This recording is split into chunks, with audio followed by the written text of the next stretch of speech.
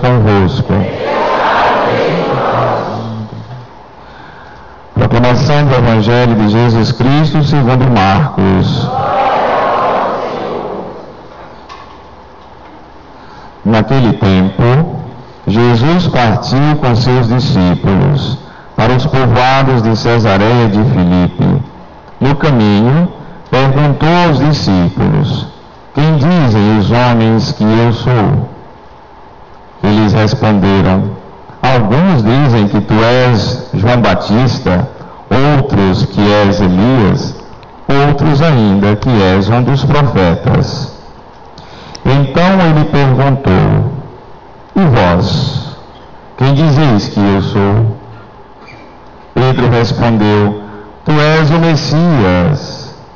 Jesus proibiu-lhes severamente de falar a alguém a seu respeito. Em seguida, começou a ensiná-los, dizendo que o Filho do Homem devia sofrer muito, ser rejeitado pelos anciãos, pelos sumos sacerdotes e doutores da lei, devia ser morto e ressuscitar depois de 3 dias. Ele dizia isso abertamente. Então Pedro tomou Jesus à parte e começou a repreendê-lo.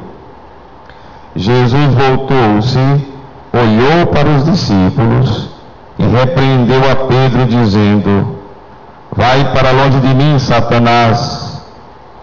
Tu não pensas como Deus, e sim como os homens. Então chamou a multidão com seus discípulos e disse: se alguém me quer seguir, renuncie a si mesmo, tome a sua cruz e me siga. Pois quem quiser salvar a sua vida vai perdê-la. Mas quem perder a sua vida por causa de mim e do Evangelho, vai salvá-la. Palavra da salvação.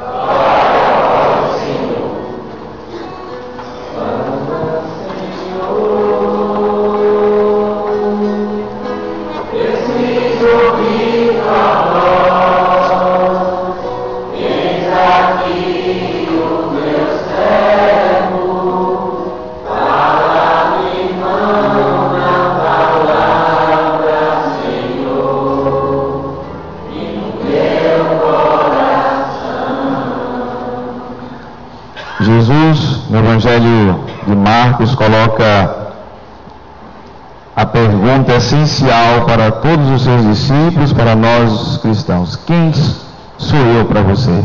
Quem é Jesus, afinal? Cada um deve responder de forma pessoal.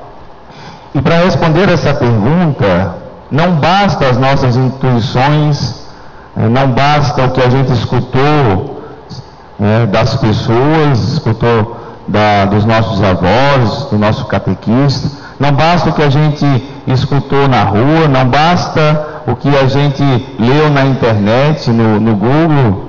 Não. Para responder esta pergunta precisa muito mais. Precisa conhecer Jesus Cristo a partir da palavra, a partir do Santo Evangelho, que Jesus está aqui, a partir dos 4 evangelistas, porque cada um fala de Jesus de uma forma diferente. Nenhum abarca Jesus por inteiro. Se a gente quiser ter uma compreensão completa do Cristo, temos que ler os 4 evangelistas. E depois, certamente, o Antigo Testamento e os demais livros da Bíblia. Mas os 4 evangelistas, porque seria impossível um só dizer tudo sobre Jesus. Então, são 4. E nós devemos nos aprofundar nos evangelhos, fazer esta investigação para conhecer mais Jesus e buscar fazer essa experiência pessoal no nosso interior, da presença de Jesus na nossa vida. Jesus estava já, seu grupo formado com os 12, eles ficaram entusiasmados em seguir Jesus Cristo, eles começaram a segui-lo e estavam eufóricos. Chegou um momento, Jesus quis fazer essa pergunta: o que dizem as pessoas, quem sou eu? E eles começaram a dizer, e mostra que realmente não sabiam ainda muito sobre Jesus. Uns dizem que é Elias, outros dizem que é João Batista ou algum dos profetas. Então muitos diziam muitas coisas sobre Jesus, como também nos nossos tempos. Muitos dizem muitas coisas sobre Jesus. Cada vertente quer dizer alguma coisa. Então os tempos não mudaram muito. Se você for perceber, perguntar um e outro aí de outras vertentes, cada um diz, é uma luz, outro diz, é um profeta, é o grande profeta, é mais um. Aí depois, quando eles responderam tudo, Jesus pergunta, e para vocês, quem sou eu? Aí particularizou, né? E aí Pedro, vamos entender muito bem essa parte, Pedro diz, tu és o Messias. Pedro tomou a palavra e diz, tu és o Messias. O que significa dizer o Messias? Na cabeça de Pedro significava então, tu és aquele que vem para nos salvar. Mas ainda tinha na cabeça de Pedro um líder revolucionário. Na cabeça de Pedro tinha um líder político, aquele que poderia defender o povo do domínio dos romanos. E esse também era o interesse do segmento dos outros apóstolos. Pedro só fez a pergunta. Aí, quando Jesus Cristo começou a falar um pouco da sua missão, quando ele diz,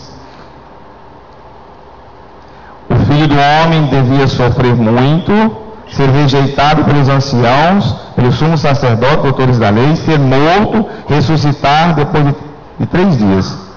Aí Pedro também pegou Jesus à parte e começou a repreendê-lo, dizendo que isso nunca ia acontecer a Jesus, que eles não iam permitir que Jesus sofresse, que Jesus fosse rejeitado, que Jesus fosse maltratado.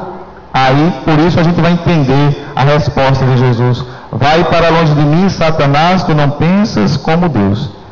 Jesus não está chamando Pedro de Satanás.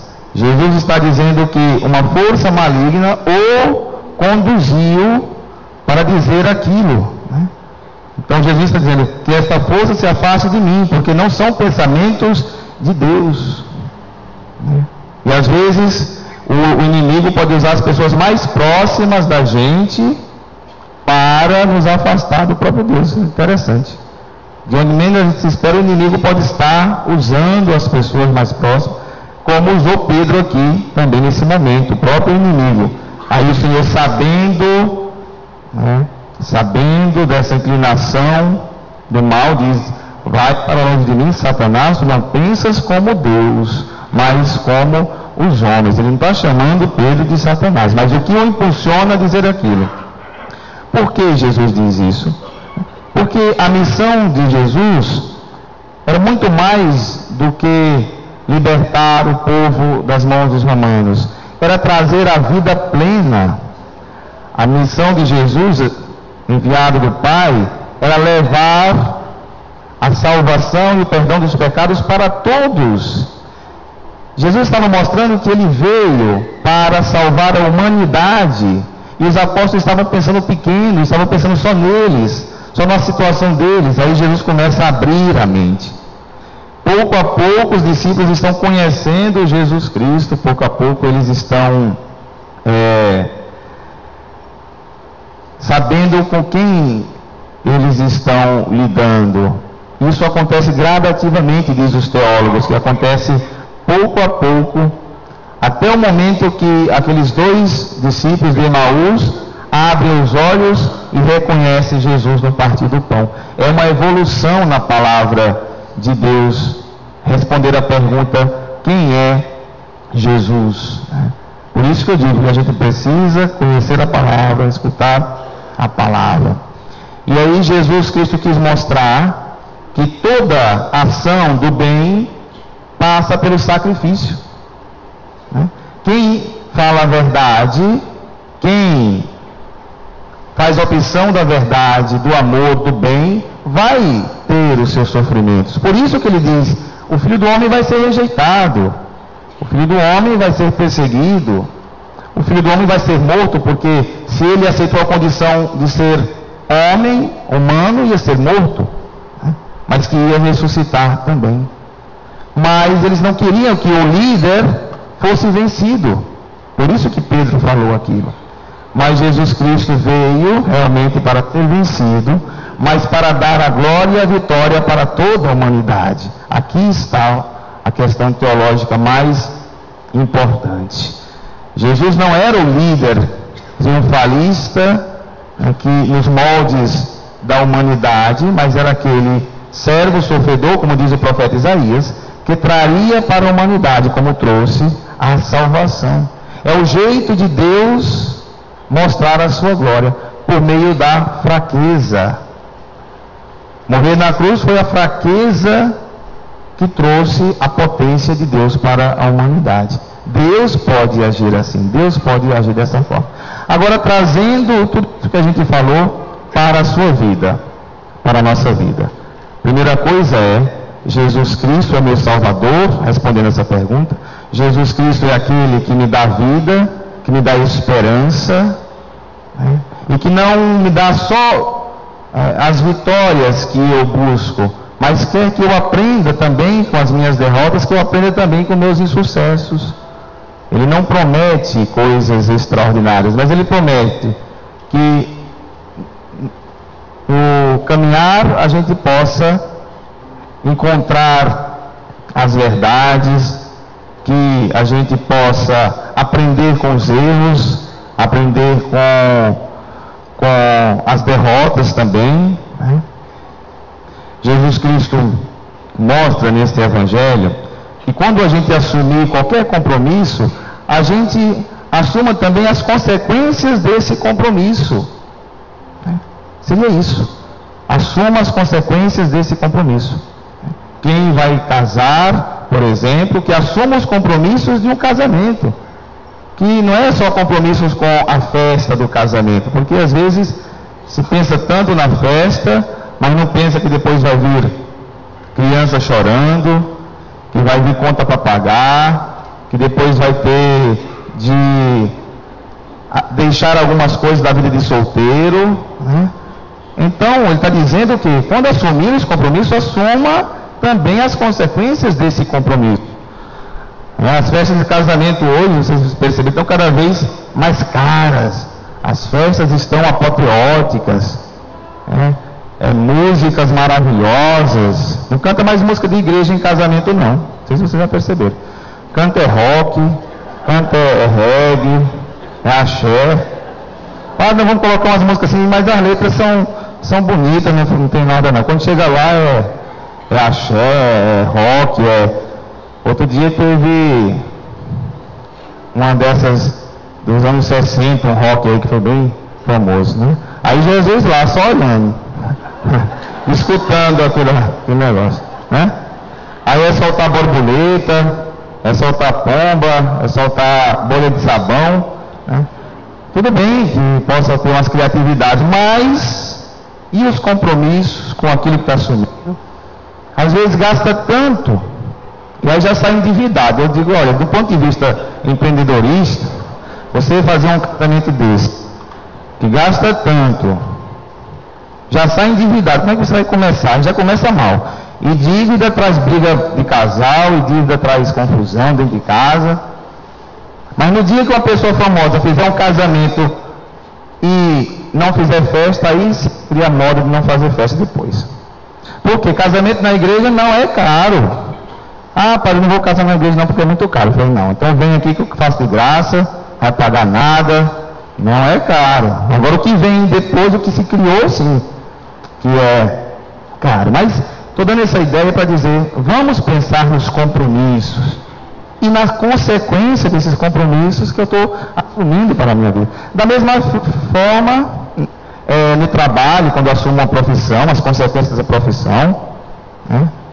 Da mesma forma, quando assumo uma pastoral, da mesma forma quando assumo, tudo tem suas consequências e a gente vai ter que saber lidar com tudo isso. Então a mensagem é essa, a mensagem da palavra é essa, que Jesus Cristo dizia: olha, para alcançar a vitória é necessário o sacrifício e acolher também as consequências desse sacrifício. Tem que ir até o fim, né? Tem que ter coragem, ter peito, assumir. Por isso, vamos orar, vamos falar com Deus, vamos pedir nesse momento que Deus nos ajude a compreender esta palavra. Senhor nosso Deus, Pai de bondade, acabamos de escutar, Senhor, a Tua palavra, de partilhar a Tua palavra. Quem quiser fechar os olhos pode fechar, porque nós estamos querendo conhecer Jesus mais de perto. Ele é exigente, mas para o nosso bem. Acolhemos, Senhor, os Teus ensinamentos desta manhã, acolhemos a mensagem da palavra. Quero compreender o sacrifício de qualquer profissão que eu assumo, a missão de ser mãe, de ser pai, de ser avô, de ser irmão. Mas dá, Senhor, a força, a bênção,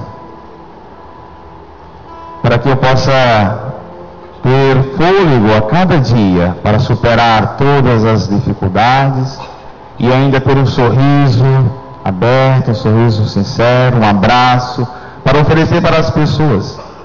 Eu quero viver a paz, Senhor, o bem, a verdade, porque assim estarei mais perto de Ti. Tu és o Senhor da minha vida, Tu és o Cristo, o Messias, sim, o Salvador da humanidade. Tu és aquele que habita o meu coração, que me faz mais feliz a cada novo dia.